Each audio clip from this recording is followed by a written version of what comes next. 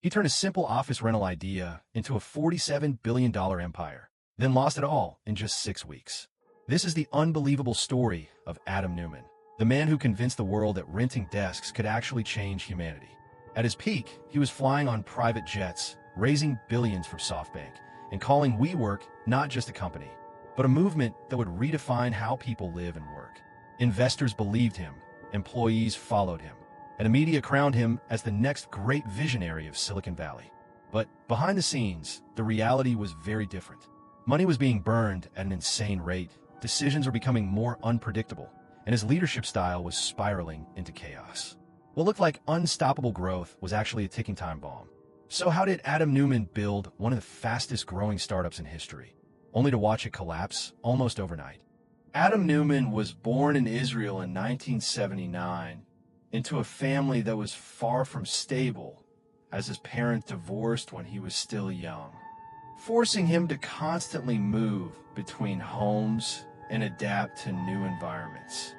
A pattern that quietly shaped his personality and planted the seeds of his relentless ambition. As a child, he struggled with dyslexia, which made traditional education difficult. But instead of holding him back, it pushed him to develop strong communication skills and a bold, charismatic presence that would later become one of his most powerful tools.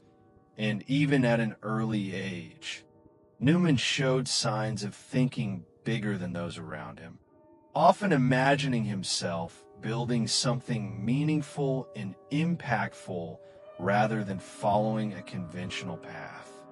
After serving as a naval officer in the Israeli Navy, he moved to the United States, chasing bigger opportunities and a larger stage, eventually enrolling at Baruch College in New York City, where his entrepreneurial instincts truly began to emerge.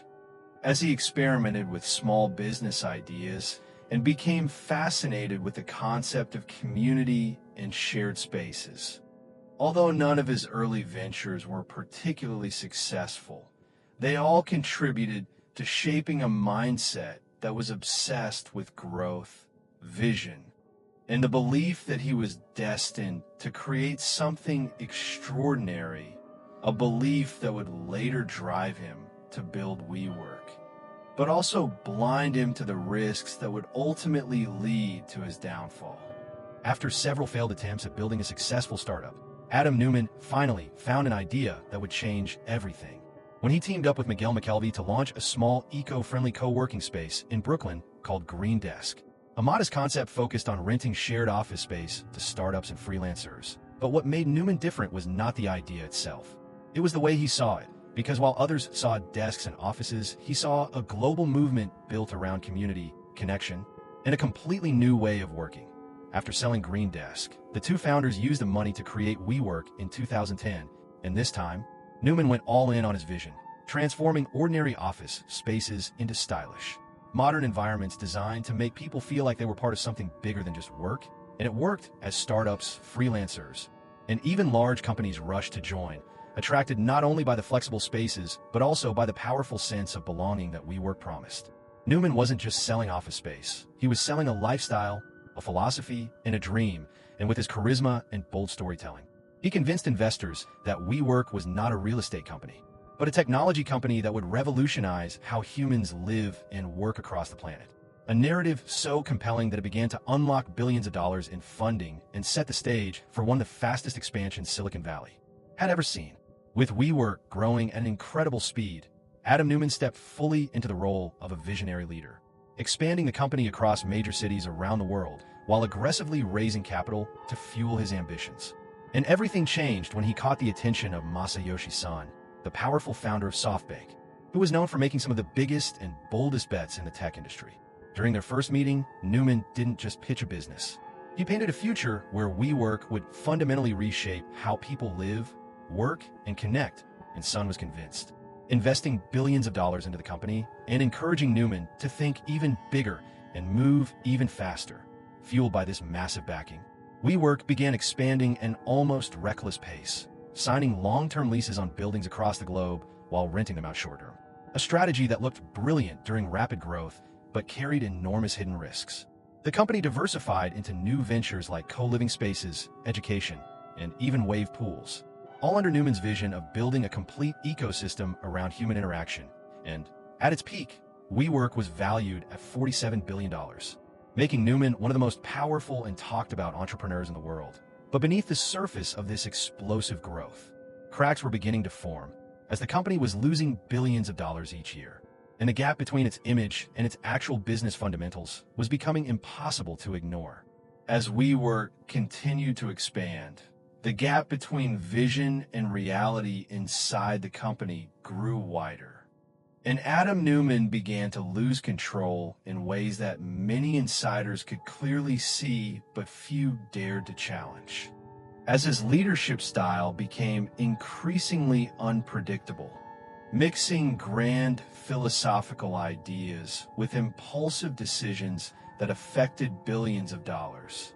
From trademarking the word "we" and selling it back to the company for millions, to personally owning buildings that WeWork then leased from him, raising serious concerns about conflicts of interest.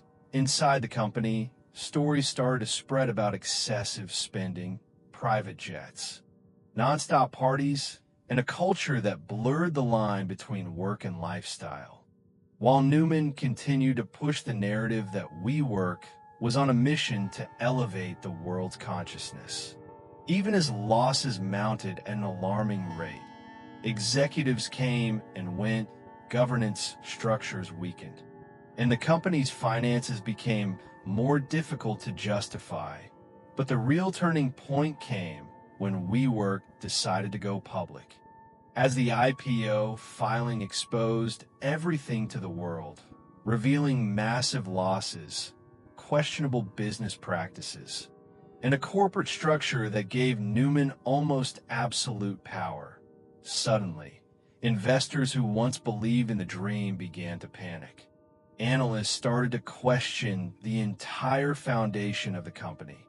And what once looked like unstoppable momentum quickly turned into growing skepticism, signaling that the empire Neumann had built was far more fragile than anyone had imagined. When WeWork officially filed for its IPO in 2019, everything began to fall apart at a speed no one expected. As the public markets reacted very differently from private investors, and for the first time, the world could clearly see the reality behind Adam Neumann's vision, with financial documents revealing billions of dollars in losses, a deeply flawed business model, and a corporate structure that concentrated extreme power in the hands of one person. Analysts and investors quickly lost confidence, questioning how a company that leased office space could justify a $47 billion valuation. And within weeks, the hype that once surrounded WeWork completely evaporated, turning into doubt, criticism, and intense scrutiny. The company's valuation began to collapse rapidly, dropping from $47 billion to less than $10 billion in a matter of weeks, while pressure mounted from investors and board members to take action. Eventually, backed by SoftBank and led by Masayoshi Son, the board forced Neumann to step down as CEO, marking a dramatic and public shakothan of one of the most hyped founders in Silicon Valley history. Yet despite losing control of the company he built, Neumann walked away with a massive exit package worth over $1 billion. A detail that shocked many and further fueled the controversy surrounding his leadership. In just 6 weeks, WeWork went from being one of the most valuable startups in the world to a cautionary tale of unchecked ambition, proving that even the biggest visions can collapse when reality finally catches up. After being forced out of WeWork, Adam Neumann disappeared from the spotlight for a while, but his story didn't end there. because despite one of the most dramatic shakotun in startup history, he walked away with over $1 billion, allowing him to start again when most people thought his career was over. For many, he became a symbol of everything that went wrong in Silicon Valley, a founder driven too much by ego and unchecked ambition. Yet for others, he was still seen as a visionary who simply moved too fast and too far ahead of reality. A few years later, Neumann made a surprising comeback by launching a new startup called Flow, focused on reinventing residential living and community spaces. Once again returning to the same core idea that made WeWork successful in the first place. And even more shocking, he managed to secure hundreds of millions of dollars in funding from top investors like Mark Andreessen, proving that in the world of tech, reputation can fall apart overnight, but belief in big vision never truly disappears. Today, the story of Adam Neumann is no longer just about failure or success. It is about the thin line between genius and chaos, and how the same qualities that can build an empire can also destroy it just as quickly.